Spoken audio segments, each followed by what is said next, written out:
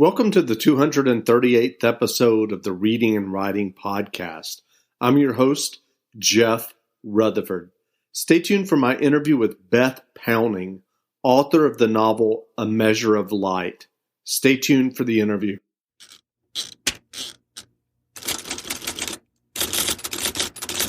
Well, welcome back to the Reading and Writing Podcast. My guest today is Beth Powning, author of the new novel A Measure of Light. Beth, welcome to the podcast. Well, it's a pleasure to be here, Jeff. Thank you. If someone listening hasn't heard about A Measure of Light yet, how would you describe your new novel? I say that it is about a woman in the 17th century who came from England to the New World, being the Massachusetts Bay Colony, searching for a new life, and the story of what she found and how it affected her. And then I go on to say to people, this is a true story. She is a historical figure with some big parts of her life that remain unknown, and that this is a great gift to the historical novelist because it gives you some time to make things up. Sure. Well, do you remember the original idea or impetus that led you to writing A Measure of Light? I do. It started in a hotel room in Toronto where I read an article about the prison farm system in Canada and that the government of the day was thinking of closing it down.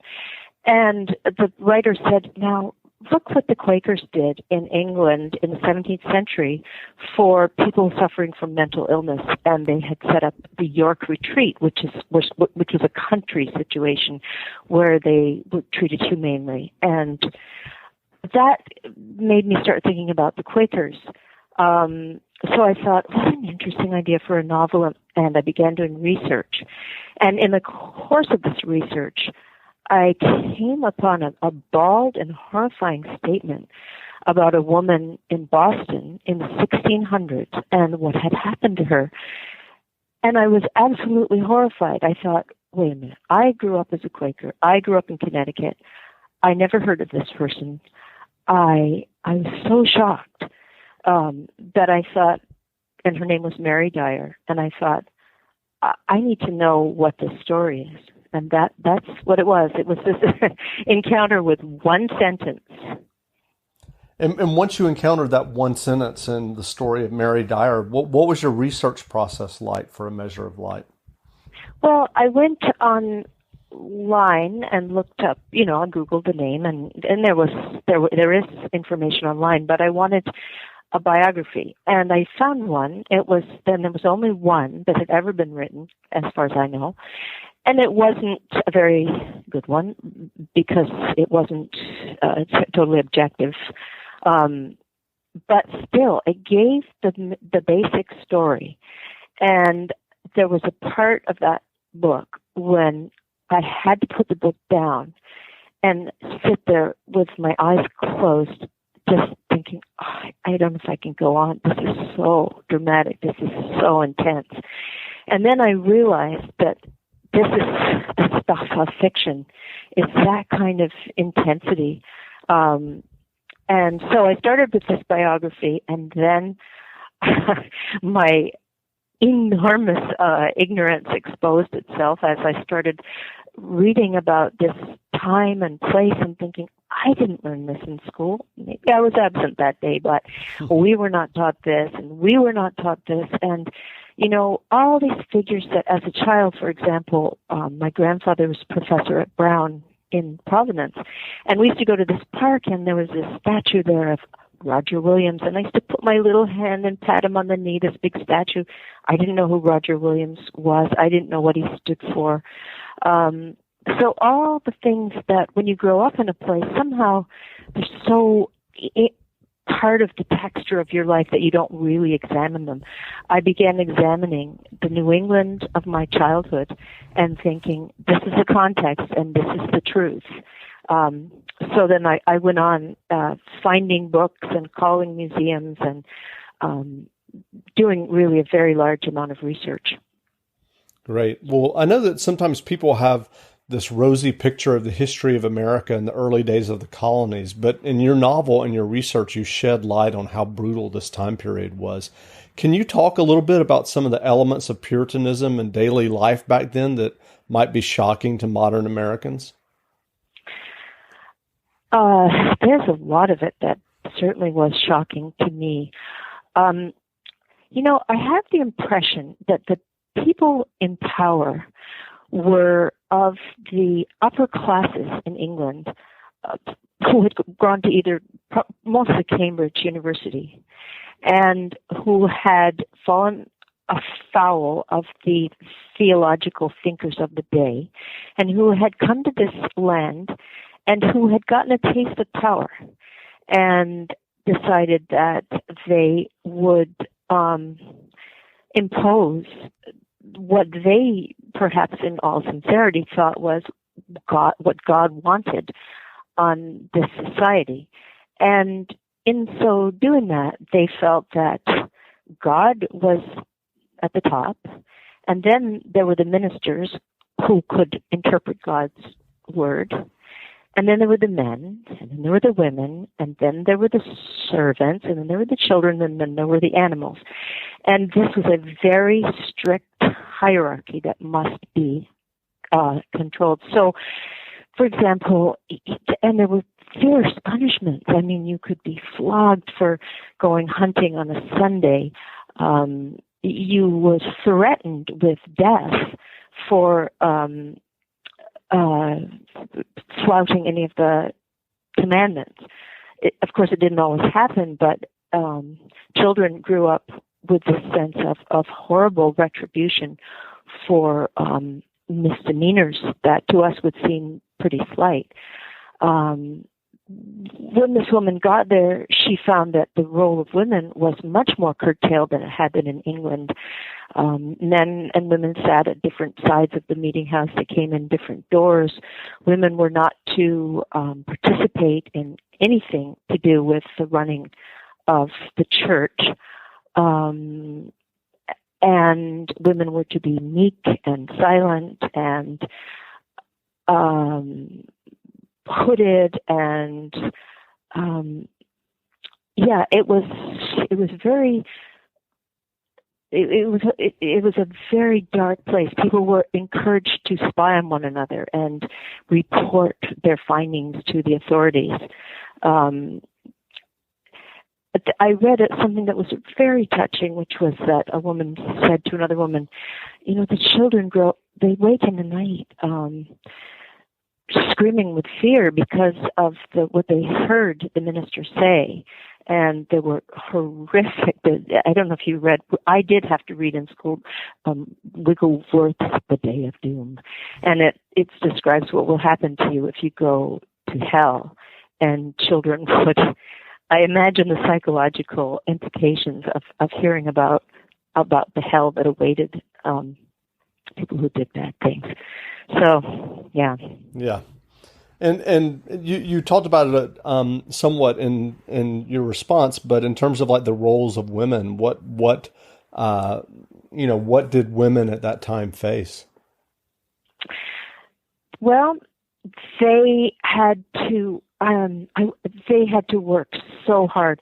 In England at that point, they were used to, if you needed butter, you could get it from the next farm. If you needed cloth, it would be imported from London. If many things were manufactured in England at that time. When they got to Massachusetts, they lived in extremely primitive conditions. They cooked over an open fire. They didn't have white flour or yeast, so they couldn't make the bread they were used to making. They had corn that was crudely ground. They had cloth was imported at that point because there wasn't a lot of weaving done, but probably it would only come in once a year, so they would have to make do with very little in the way of clothing. And it was, it was the husband coming in and tossing down the duck and stripping it and gutting it and cooking it over the hot fire. it was endless, grueling work. And then on the Sabbath, on Saturday night, they would have to do everything to do. They weren't allowed to cook or do anything on the Sabbath, but to speak of things of the Lord. So on the Sabbath, on the Saturday they would work very hard, and then on the Sabbath they would sit there with these sermons that would go on for 7 or 8 hours, and until it got dark, just sitting there, and then back to work. And then the other thing that was interesting was they were told that they must populate the new kingdom of God on earth, so that they were to have children constantly, just keep having those children.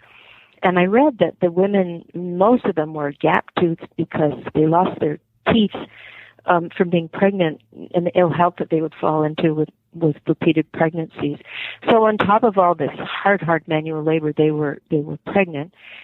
And on top of all that, they were very much under the thumb of the authorities and supposedly under their husbands. Although I think in real life, some of those husbands probably were as irritated with the whole situation as the women, and in the quiet of the home said, "Oh my God, this is ridiculous. I wish it would never come." Yeah. But I think it was really tough. And at what point did it start changing? I mean, did it start loosening up? I mean, did you, in terms of your research, what did you find? I didn't, to tell you the truth, there was so much to research about that particular period and about Mary and about the Quakers when she went back to them.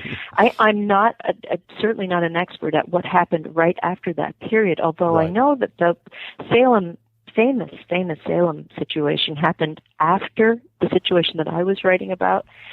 But I do know that shortly after the ending of my book, Charles II came into power, and he clamped down on the excesses of the rulers, what was happening, and things started to lighten up. I would say around the 1670s or 80s, something like that. Gotcha. I think we were at the peak of the horribleness at the end of the book, my book. Right. If I can put it that way. Yes. So what advice would you have for aspiring writers who might be listening and are interested in writing their own novels or short stories, given your writing experience? Well, I've written and written and written since I started writing when I was 8. I really did, and so I would say do lots and lots of writing without being held back or curtailed by the thought of anyone else reading what you're writing. To begin with, I do lots of writing to myself in my journal. I do. I think you want to remember that writing is. It's like being a child when anything you see is your plaything to make something else with. And that's what words are. They're your toys. They're your things to play with. And you have to remember, things like Shakespeare saying that what was it? The beautiful sentence where the wind bellies makes the sails pregnant. Thinking about what wonderful things you can do with words, and learning that they're your tools before you embark upon thinking, I've got to write a novel, or I have to write any kind of a formal, a story or a poem or a novel, because then you will feel like, well, there must be rules. I had the enormous, great fortune of studying with E.L. Doctorow. And I remember one of the things he said to us was, there are no rules. And he looked at us really seriously and said, remember this, there are no rules. If it works, it works. There are no rules. And so that kind of freed me up to think, hey, I'm going to play. And the other advice I would give to people is to read really widely, read all sorts of genres and read a lot. Speaking of reading, have you read books lately that you would mention or that come to mind? Oh no, I was afraid. Yes, see, I always draw a blank. I'm often asked that when I'm in front of an audience, and I think, oh my God, what did I just read? But I did just read the most beautiful book, which was Ian McEwan's latest novel called The Children's Act. I think it's one of the most powerful books I've ever read. I think in this book he gets one of the. It's like I've never read anything where the human heart is made so visceral, the deepest human longings and the deepest human desires and sadnesses. And it's a very short, very simple book about a judge who never had children and who starts to advocate for a young man. It's a beautiful book. And I'm also reading Colm Toibin's Brooklyn, which is a marvelous book. I've read with Colm Toibin, and I can hear his Irish accent as I'm reading. Those are the two books I'm reading right at this minute. Right. And yeah. So where can people find you online to learn more about you and your books? I'm at www.powning.com/Beth. I have Beth Powning author Facebook page, and between those two, you can find all kinds of things out about me in my books. And I've written 3 novels and 3 memoirs, and then done quite a bit of journalism. And I'm also a photographer, and I've written lots of nature essays. So there's all kinds of different kinds of writing to look into with me. Great. Well, again, we've been speaking with Beth Powning, author of the new novel, A Measure of Light. The novel is in bookstores now, so go buy a copy. And Beth, thanks for doing this interview. Thank you so much, Jeff. It was my pleasure.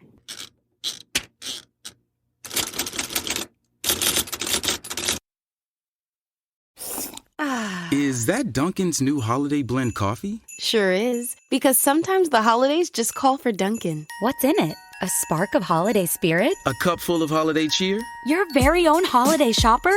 Actually, all that, and notes of molasses and dried fruit. Just the warming blend I need for that holiday hustle. Sit through the holidays with the $2 medium holiday blend coffee at Dunkin'. America runs on Dunkin'. Participation may vary. Limited time offer. Exclusions apply. Hello, Discover here to explain our cash back match. Here's how it works. We give you cash back for using your Discover card on the things you were going to buy anyway. Then we match that cash back in your first year. And that's why we call it Cashback Match. Now to recap and say cashback one more time. We match all the cash back you've earned at the end of your first year automatically. Discover. Exceptionally common sense. Learn more at discover.com/match. Limitations apply.